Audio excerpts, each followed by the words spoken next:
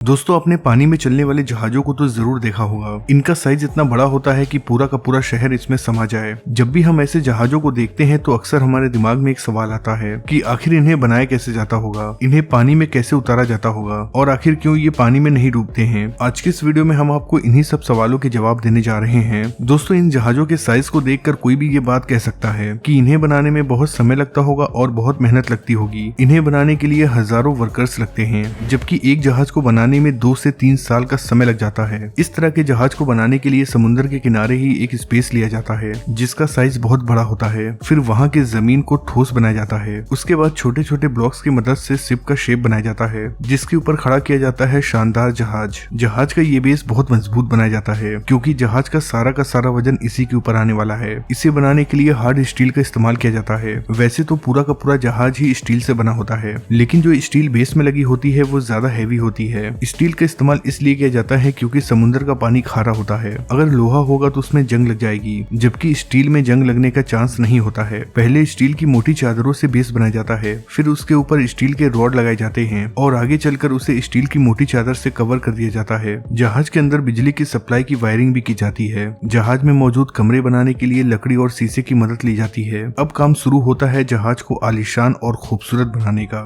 Ship बनाते समय इस बात का ध्यान रखा जाता है कि शिप में हर एक सुविधा हो। साथ ही साथ इंजीनियर सेफ्टी का भी ध्यान रखते हैं। शिप के अंदर का इंटीरियर इतना खूबसूरत होता है कि हर कोई देखता ही रह जाता है। शिप के अंदर शानदार bedroom, bathroom, kitchen, store room, lobby, swimming pool, gym, casino, यहाँ तक कि हॉस्पिटल तक होता है। कुछ जहाज तो इतने बड़े होते हैं कि उसके अंदर शॉपिंग कॉम्प्लेक्स भी होता है। कुल मिलाकर इसके अंदर हर एक चीज बनाई जाती है जो आपको एक बड़े शहर में मिलेगा। इसीलिए तो इन्हें पानी में चलने वाला शहर भी कहते हैं। जब ये क्रूज बनकर तैयार हो जाती है तो इसके वेंटिलेशन के लिए शीशे का गिलास लगाया जाता है। इसके बाद जहाज के अंदर इंजन लगाया जाता है। जहाज के नीचे वाली बॉडी यानी कि जो उसका बेस है उसके ऊपर जंग रोधक केमिकल लगाया जाता है ताकि पानी की वजह से जहाज में जंग न लगे। उसके बाद जहाज को पेंट किया जाता है। कुछ जहाजों के ऊपर तो डिजाइन भी बनाए जाते हैं। जब इतना काम हो जाता है तो जहाज को टेस्टिंग करने के लिए एक बार पानी में उतारा जाता है। पानी में उतारने के बाद टेस्टिंग की जाती है। टेस्टिंग में कई बार ऐसा होता है कि कई सारी कमियां निकल आती हैं, जिसके बाद एक एक करके सभी कमियों को ठीक किया जाता है और इस तरह से एक शिप बनकर तैयार हो जाता है। ये तो आपको पता चल गया कि शिप कैसे बनता है। चलिए अब हम आपको बताते हैं कि इसे पानी में कैसे उतारा जाता है।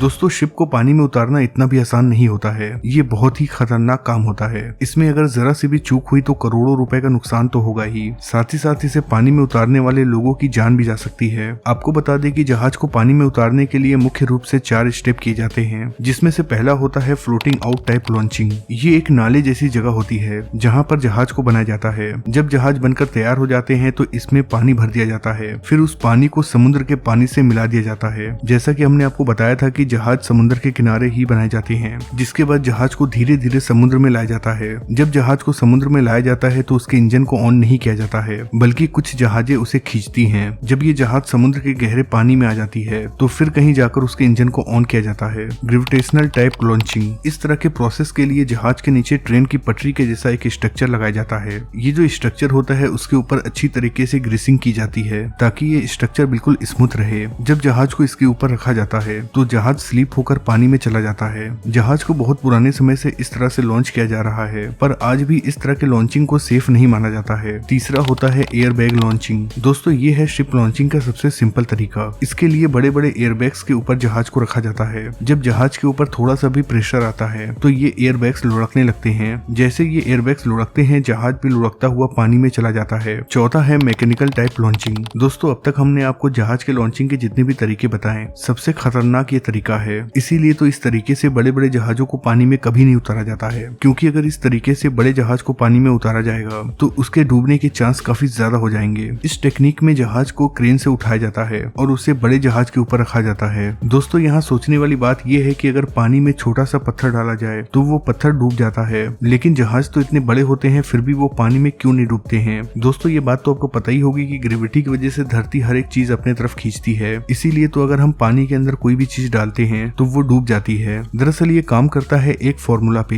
दरअसल ये सिद्धांत कहता है कि अगर हम पानी के ऊपर कोई भी चीज डालते हैं तो जितना उसका वजन होता है उतना ही पानी वो सतह से हटाता है। दूसरी चीज ये है कि जब कोई भी चीज पानी में जाती है तो उसका वजन कम होना शुरू हो जाता है। आपने कई बार देखा होगा कि कुछ चीजें ऐसी होती हैं जिसे हम पानी में डालते हैं तो वो पहले डूब जाती हैं, लेकिन कुछ देर के बाद वो ऊपर आ जाती हैं। शिप के मामले में भी कुछ ऐसा ही होता है। शिप साइज में तो बहुत बड़े होते हैं, लेकिन साइज के हिसाब से उनका वजन बहुत कम होता है। इसके अलावा जहाज को बनाते समय इस बात का ध्यान रखा जाता है कि उसकी डेंसिटी पानी की डेंसिटी से कम हो, जिसके चलते वो सतह से कम पानी हटाता है और पानी में तैरता है।